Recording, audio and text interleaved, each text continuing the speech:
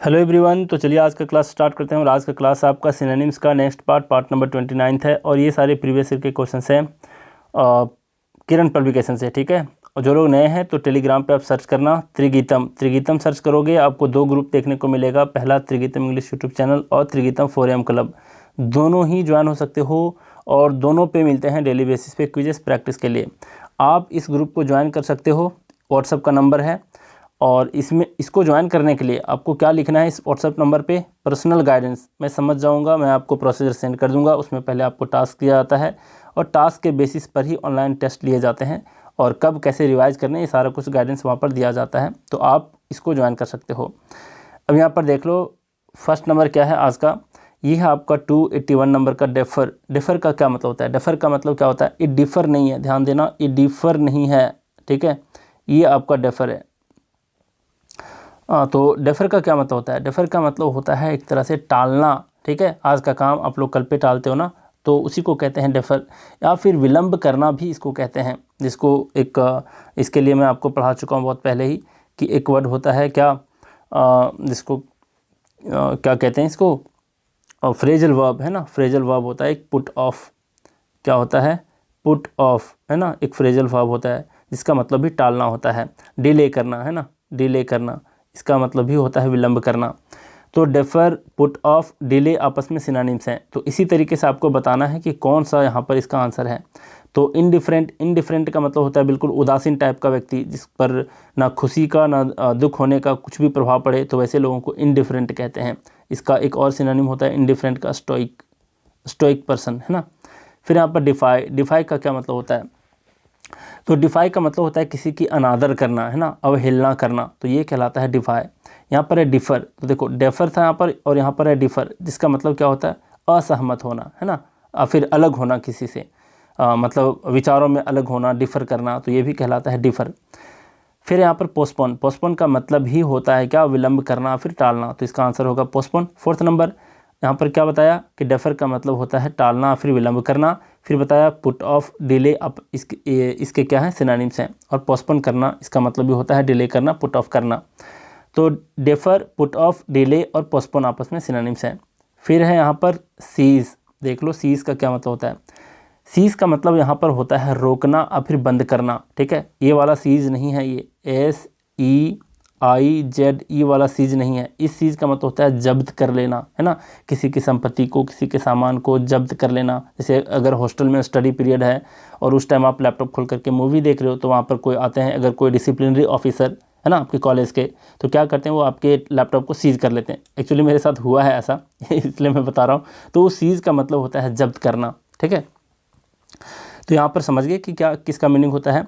तो सीज का मतलब होता है रोकना फिर बंद करना, जिसको कह सकते हो आप डिसकंटिन्यू। एक एक्स्ट्रा वर्ड ध्यान में रख सकते हो, डिसकंटिन्यू। तो डिसकंटिन्यू का मतलब भी होता है रोकना फिर बंद करना। यहाँ पर बिगिन है, बिगिन का मतलब तो शुरुआत करना होता है, ये तो होगा नहीं। स्टॉप का मतलब क्या होता है? रोकना, है ना, और फिर बंद करना, तो इसका आंसर यही होगा, ठीक है। क्रिएट का मतलब सृजन करना, है ना, निर्माण करना, ये सब होता है, तो ये तो आंसर होगा नहीं। डल, डल का मतलब होता है उदास, और फिर मूर्ख के सेंस में भी डल कहते हैं ना। मान लिया जब कोई व्यक्ति पढ़ने में बहुत कमज़ोर है, तो उसको कहते हैं एकदम बिल्कुल डल स्टूडेंट है, मतलब मूर्ख व्यक्ति है ना।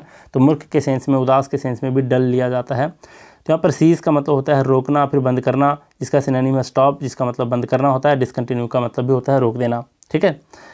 नेक्स्ट है क्या आपका, ये देख लो क्या है, ये है आपका पायस। पायस का मतलब पवित्र होता है, धार्मिक होता है, दोनों इसका मतलब होता है। जिसको अगर कहा जाए वर्चुअस, है ना, एक वर्ड होता है वर्चुअस, काफ़ी धार्मिक तरीके वाले लोगों को वर्चुअस कहते हैं। और एक वर्ड और भी होता है डिवॉट, डिवॉट, है ना, इसका मतलब भी धार्मिक होता है, पवित्र होता है। तो धार्मिक और पवित्र के सेंस में क्या दिया है यहाँ पर आंसर देखो, रिलीजियस, रिलीजियस का मतलब धार्मिक होता है, तो जाहिर सी बात है इसका आंसर यही होगा। नेक्स्ट है आपका सिंपैथेटिक, सिंपैथेटिक का मतलब होता है दया, फिर सहानुभूति जताने वाला। फिर अफ्रेड, अफ्रेड का मतलब तो होता है डरा हुआ, फिर भयभीत। फेथफुल, फेथफुल का मतलब होता है वफादार, और फिर ईमानदार। तो इसका आंसर क्या होगा? पायस का रिलीजियस। एक्स्ट्रा वर्ड बताया वर्चुअस और डिवॉट, ठीक है, तो ध्यान देना। फिर क्या है नेक्स्ट है आपका 284 नंबर में अबैंडन। अगर आप लोग कभी किसी डिक्शनरी को चेक किए होंगे ना, तो रैपिडेक्स इंग्लिश स्पीकिंग कोर्स जो होता है, उसमें भी देखोगे लास्ट में डिक्शनरी दिया है, फर्स्ट वर्ड आपको यही देखने को मिलेगा, और फिर जो पॉकेट डिक्शनरी होती है, छोटे छोटे जो डिक्शनरी होते हैं पॉकेट डिक्शनरी, उसमें चेक करोगे तो पहला वर्ड आपको अबेंडन मिलेगा। जब मैं क्लास 4th में था तभी मुझे मिल गया था ये वाली बुक, रैपिडेक्स इंग्लिश स्पीकिंग वाली, जो एक बुक है ना मार्केट में काफ़ी फेमस है। तो वो बुक को मुझे मिला हुआ था कि इससे याद करने हैं बहुत सारे वर्ड को, तो मैं सीधा डिक्शनरी पे हमला किया था कि चलो डिक्शनरी ही याद कर लेते हैं। तो लास्ट में बहुत कलेक्टिव वाले दिए रहते हैं ना, जैसे पार्ट्स ऑफ बॉडी और पक्षी के नाम, जानवर के नाम, तो ये सारे सब कुछ मैं रट्टा मार लिया था। रट्टा मारने इन द सेंस, देखो रट्टा मारना और थोड़ा सा रिवाइज करके याद करने में थोड़ा सा फ़र्क होता है। रट्टा मारने का मतलब होता है कि आप चीज़ों को समझ नहीं रहे हो और ज़बरदस्ती याद कर लेते हो, उसको कहते हैं रट्टा मारना। लेकिन आप बार बार किसी चीज़ को याद करते हो तो ये आपके दिमाग की ही एक प्रकृति है कि जब तक आप रिवाइज नहीं करोगे चीज़ें याद नहीं होती जल्दी। तो रिवीजन अलग है, रट्टा मारना अलग है। तो मैं बार बार चीज़ों को पढ़ करके याद करता था बचपन में, और पता है कितना शार्प दिमाग होता है बचपन में किसी भी बच्चा का, है ना। तो इस तरीके से उसको याद किया। और एक मेरे भैया ने क्या किया था, एक राकेश पब्लिकेशन की एक आती थी डिक्शनरी, छोटे से पतले से, तो उसको मुझे दिया और कहा कि तुम काफ़ी अच्छे से याद कर लेते हो तो इसको याद करो। तो मुझे अभी भी याद है कि उस डिक्शनरी में भी फर्स्ट वर्ड था अबेंडन, समझ रहे हो। तो ये पूरे डिक्शनरी में याद किया था। मतलब पतली डिक्शनरी है, बहुत मोटे नहीं। अब कहोगे कि सर अभी आपको पूरे डिक्शनरी याद हैं क्या, तो ऐसा कुछ नहीं है। अगर याद होते तो वो एक बहुत ही ज़्यादा मतलब अलग की बात होती। लेकिन हाँ, उस डिक्शनरी को मैं मतलब 1.5 से 2 साल में पूरे याद कर लिए थे, और जहाँ से पूछा जाता था मैं बता देता था। तो ये कैपेसिटी होती है एक बच्चे में। तो उसमें भी याद है मुझे कि फर्स्ट वर्ड अबेंडन था, ठीक है। तो अबेंडन का मतलब क्या होता है, तो देखो यहाँ पर इसका मतलब, तो अबेंडन का मतलब होता है छोड़ देना, किसी को त्याग देना, है ना। एक्स्ट्रा वर्ड आप लोग पढ़ते होंगे थोड़े से एडवांस लेवल के वर्ड। एक वर्ड होता है अबॉट, है ना, अबॉट। अबॉट का मतलब भी क्या होता है, इसका मतलब भी होता है छोड़ देना, त्याग देना। फिर इसी तरीके से एक वर्ड होता है रिपील। रिपील का मतलब खारिज कर देना होता है, खैर, है ना। लेकिन रिपील का भी इसका सेंस लिया जाता है अबेंडन के सेंस में। रेसिंड एक वर्ड होता है, एक वर्ड होता है रेसिंड। देखो फिर यहाँ लिख देता हूँ, रेसिंड, RESCIND, रेसिंड, ये इसका होता है सिनोनिम। तो छोड़ देने के सेंस में देखो कौन सा आंसर यहाँ पर दिया है, फोरसेक। फोरसेक का मतलब भी होता है छोड़ देना, त्याग देना। तो यही इसका क्या होगा, आंसर होगा। किप का मतलब तो जस्ट इसका उल्टा हो गया, रखना, है ना। फिर यहाँ पर चेरिश। चेरिश का मतलब होता है बिल्कुल संजो करके रखना, संजोना, है ना। पालन पोषण करना भी होता है चेरिश का मीनिंग। एनलार्ज, एनलार्ज का मतलब होता है बड़ा करना, ठीक है। तो यहाँ पर देखते हैं कि अबेंडन, अबॉट, रिपील, रेसिंड और फोरसेक आपस में क्या है, सिनोनिम्स हैं, जिसका मतलब होता है त्याग देना, छोड़ देना। फिर देखो 285 नंबर में एक वर्ड है कैंसल। कैंसल का क्या मतलब होता है, कैंसल का मतलब क्या होता है बताओ। इतना इतना आसान वर्ड है, जानते तो हो, लेकिन इसका हिंदी मीनिंग आपको बताना है। तो देखो यहाँ पर मैं बताता हूँ आपको। कैंसिल का मतलब तो रद्द करना भी होता है, और एक वर्ड होता है निरस्त करना, है ना, निरस्त करना। और इसके पहले ही मैं अभी एक कुछ वर्ड बताया आपको, रिपील करके, है ना, और रेसिंड करके, उसका मतलब भी इसी सेंस में, कैंसिल के सेंस में होता है। खैर यहाँ पर देखो कैंसिल का दिया है, इसका मीनिंग बताया कि निरस्त करना और फिर रद्द करना। एक वर्ड होता है अन्यूल, अन्यूल, है ना, अन्यूल। अन्यूल का मतलब भी होता है रद्द करना, बर्बाद करने के भी सेंस में होता है इसका मीनिंग। तो डिस्ट्रॉय भी कह सकते हो, डिस्ट्रॉय, ठीक है। तो यहाँ पर अबॉलिश है। अबॉलिश का क्या मतलब होता है, अबॉलिश का मतलब भी होता है रद्द करना, बर्बाद करना, निरस्त करना। और निरस्त करने के सेंस में अबॉलिश का सिनोनिम हो गया कैंसल और अन्यूल। लेकिन बर्बाद करने के सेंस में मतलब अबॉलिश के दोनों मीनिंग हो गए। एक तो पहला आपको निरस्त करना, रद्द करना, और सेकंड मीनिंग बर्बाद करने के सेंस में। किसका, अबॉलिश का बता रहा हूँ। तो अबॉलिश का बर्बाद करने के सेंस में डिस्ट्रॉय भी कह सकते हो, रूइन भी कह सकते हो, ठीक है, RUIN, रूइन भी कह सकते हो। तो यहाँ पर देख रहे हैं कि कैंसिल का मीनिंग यहाँ अबॉलिश होता है, जिसका मतलब निरस्त करना होता है, और अबॉलिश का 2 मीनिंग बताया। फिर यहाँ पर अप्रूव, मतलब इसका आंसर अबॉलिश ही होगा। और अप्रूव है, अप्रूव का मतलब होता है मंजूरी देना, ठीक है। यहाँ पर अलाउ मतलब अनुमति देना, और ब्रेक का मतलब तोड़ना। तो इसका आंसर होगा फर्स्ट नंबर, देख लिए। अब चलते हैं आगे। 286 नंबर में दिया है अडॉर्न, ठीक है। ये दिया हुआ है आपका अडॉर्न। अडॉर्न का मतलब होता है सजाना, फिर सुंदर बनाना, है ना। तो सुंदर बनाने के सेंस में कहीं आपको दिख रहा है कोई, तो देख लो। ट्रस्ट का मतलब तो होता है क्या, भरोसा रखना। राइटर का मतलब लेखक होता है, जानते हो आप। सस्पेक्ट का क्या मतलब होता है, शक करना, संदेह करना, है ना। ब्यूटीफाई, ब्यूटीफाई का मतलब भी होता है सुंदर बनाना। तो अडॉर्न और ब्यूटीफाई आपस में सिनोनिम्स हो गए, ये बात तो हम सीख गए। लेकिन इसका एक्स्ट्रा वर्ड ध्यान में रखना, एक वर्ड होता है डेकोरेट। तो ये तो हर कोई जानते हैं ऑलमोस्ट, है ना। डेकोरेट का मतलब भी होता है सजाना और फिर सुंदर बनाना। एक वर्ड होता है एम्बेलिश, एम्बेलिश, ठीक, एम्बेलिश। तो एम्बेलिश भी इसका क्या है, ए एम है, एम्बेलिश, इसका मतलब भी होता है बिल्कुल ही सजा करके रखना, है ना। तो अडॉर्न, डेकोरेट, एम्बेलिश, ब्यूटीफाई आपस में सिनोनिम्स हैं। फिर आपका रिपोज, रिपोज का क्या मतलब होता है देख लो। रिपोज का मतलब होता है विश्राम करना, आराम करना, है ना। इसको एक और भी वर्ड होता है इसके लिए, रेस्पाइट, एक वर्ड होता है आपका रेस्पाइट, है ना। इसका मतलब भी होता है आराम करना, विश्राम करना। यहाँ पर देखो प्लेस का मतलब होता है, प्लेस का मतलब होता है क्या, स्थान, जगह कहते हो। कीप का मतलब रखना होता है, रेस्ट का मतलब आराम करना होता है। यही इसका क्या होगा, आंसर होगा। रिप्लेस, रिप्लेस का मतलब होता है बदल देना, ठीक है, एक चीज़ से दूसरी चीज़ को बदल देना। तो यहाँ पर रिपोज, रिस्पाइट और रेस्ट आपस में सिनोनिम्स हैं, जिसका मतलब होता है आराम करना, विश्राम करना, ठीक है। अब हम बात करते हैं किसके बारे में, 288 नंबर के बारे में। यहाँ पर है कोमोशन। कोमोशन का क्या मतलब होता है, कोमोशन का मतलब होता है हलचल, अशांति, है ना, उपद्रव मच जाना जिसको कहते हैं, है ना। तो अशांति के सेंस में, हलचल के सेंस में कोमोशन का मीनिंग होता है। और एजिटेशन, जैसे एक वर्ड सुने होंगे, कई बार सुने होंगे, एजिटेशन। नहीं जानते होगे तो नोट कर सकते हो, आप फिर ध्यान में रख सकते हो। एजिटेशन जिसका मतलब होता क्या है, एजिटेशन का मतलब होता है हलचल। एक्स्ट्रा वर्ड में ध्यान रख लो इसी को। फिर यहाँ पर चीयर, चीयर का मतलब क्या होता है, इसका मतलब वाहवाही होता है, बिल्कुल, है ना, बिल्कुल ही वाहवाही के सेंस में, प्रोत्साहित के सेंस में, आनंदित के सेंस में चीयर कहते हैं। फिर यहाँ पर इम्बैलेंस, इम्बैलेंस का मतलब क्या होता है, इम्बैलेंस का मतलब असंतुलन होता है। फिर डिस्टर्बेंस का मतलब क्या होता है, तो डिस्टर्बेंस का मतलब ही होता है हलचल, है ना, अशांति के सेंस में। तो यही इसका क्या होगा, आंसर होगा।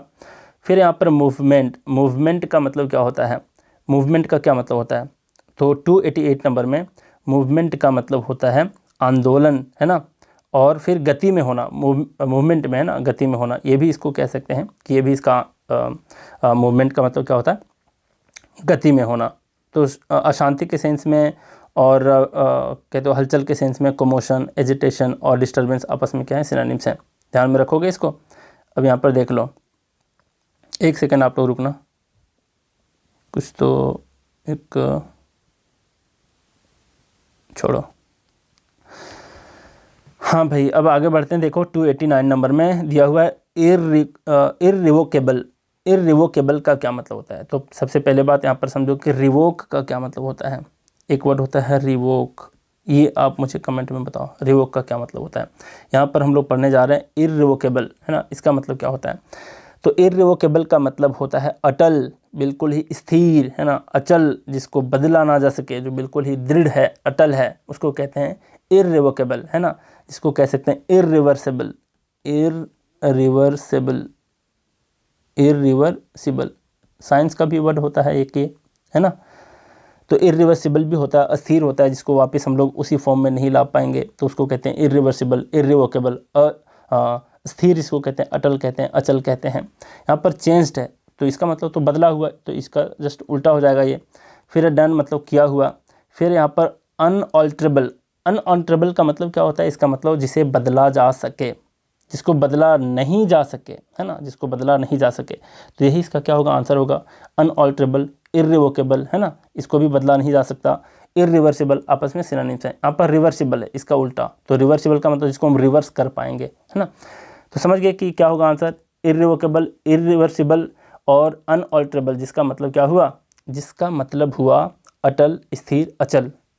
अब यहाँ पर 298 नंबर में दिया हुआ है एंगर। एंगर, एंगर का क्या मतलब होता है, इसका मतलब गुस्सा होता है, क्रोध होता है, नाखुश होना होता है, अप्रसन्न होना होता है ना। तो ये सारे इसके मीनिंग होते हैं। तो यहाँ पर आप समझ गए। तो अप्रसन्न के सेंस में क्या दिया है आंसर, देखो यहाँ पर है कामनेस। कामनेस तो इसका जस्ट उल्टा हो जाएगा, है ना, जिसका मतलब होता है शांति। फिर है लीजर, लीजर का मतलब फुर्सत। फिर है यहाँ पर वेगनेस, वेगनेस का मतलब अस्पष्टता, अस्पष्टता, जो चीज़ अस्पष्ट है ना, स्पष्ट नहीं है, ठीक है। तो अस्पष्टता, वेगनेस का मीनिंग होता है। अच्छा, यहाँ पर एक वेग वर्ड छुपा हुआ है, तो वेग तो आप समझ रहे हो, ठीक है, VAGUE, वेग।